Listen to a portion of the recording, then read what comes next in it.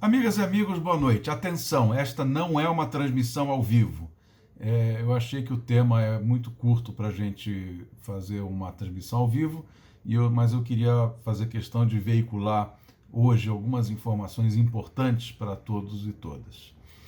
Ontem, na live de ontem, eu fiz uma crítica muito dura ao ministro Barroso pela condução que ele estava dando ao julgamento da MP 966/2020, que eu batizei de medida provisória do crime, que é aquela medida provisória que tenta isentar de responsabilidade administrativa e criminal os agentes públicos que eventualmente cometerem erros na gestão dos seus municípios, estados e outros bens da União durante a pandemia, deixando reservada a punição apenas àqueles que forem considerados erros grosseiros, imbuídos de dolo, de má intenção, que nós chamamos então da MP da impunidade, né? MP que dá carta branca para o gestor fazer qualquer coisa que lá na frente não será encarada como algo com dolo ou algo como erro grosseiro. Então, ontem, o ministro Luiz Roberto Barroso entrou numa linha de analisar a MP pelos seus itens, né? Fazendo a crítica pontual e dizendo que a MP deveria ser confrontada com a Constituição em cada um dos seus itens e ser, enquanto instrumento legislativo,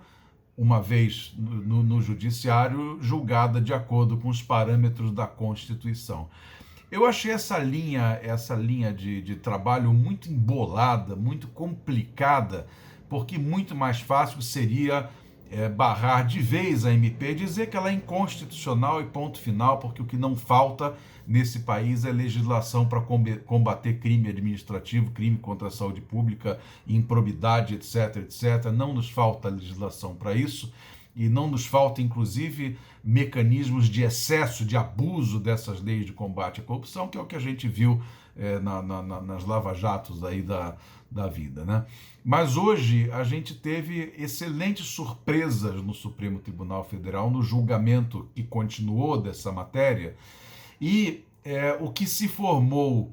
no Supremo Tribunal Federal foi uma convicção importantíssima, histórica para o nosso judiciário, principalmente se a gente for analisar o momento político que a gente está vivendo. Porque o Supremo Tribunal Federal hoje decidiu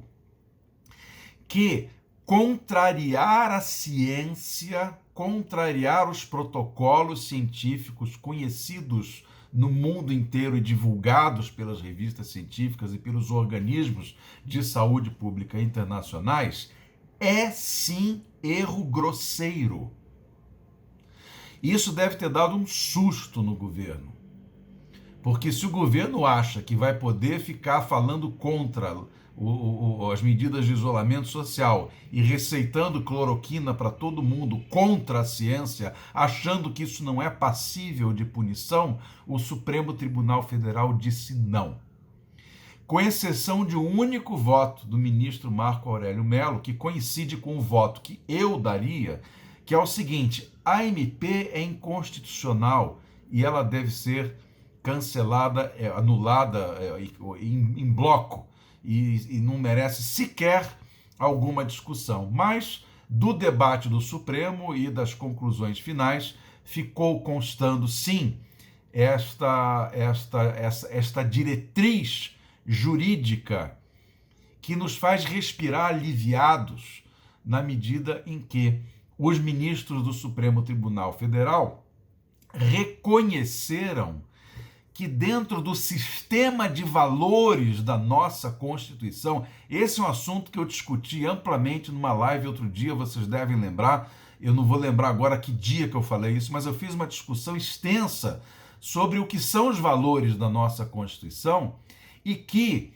para o nosso tipo de civilização que temos e para a nossa Constituição, a ciência, tal qual ela é hoje, ela é sim um valor fundamental. É um valor de consenso, é um valor estruturante, é um valor civilizatório e, portanto, ela tem que ser preservada, mantida e cultivada enquanto valor. Eu acho então que hoje foi um julgamento histórico, porque o Supremo Tribunal Federal estabeleceu a ciência como parâmetro para que qualquer governo, em qualquer instância de governo, saiba lidar com essas situações de catástrofe biológica que estão ameaçando a nossa sociedade, no momento que podem voltar a ameaçar num outro momento, né? Então, minha gente, eu diria neste momento, parafraseando o presidente Lula, né? Olha só, gente, como é que eu vou colocar isso dentro desse contexto, né? Eu poderia dizer, prestem atenção, gente, eu poderia dizer que ainda bem que teve o Bolsonaro e seu governo estúpido para fazer o Supremo Tribunal se manifestar e dizer que a ciência é um valor constitucional. Mas eu não vou dizer que ainda bem temos o Bolsonaro. Eu vou dizer, felizmente o Supremo Tribunal Federal deu uma resposta ao governo Bolsonaro, que colocou a ciência nos trilhos da Constituição e, reciprocamente, a Constituição nos trilhos da ciência para a nossa tranquilidade. Eu só estou dizendo isso porque ontem teve toda uma polêmica, uma falsa polêmica em relação a uma fala do presidente Lula, que ele disse que ele estava explicando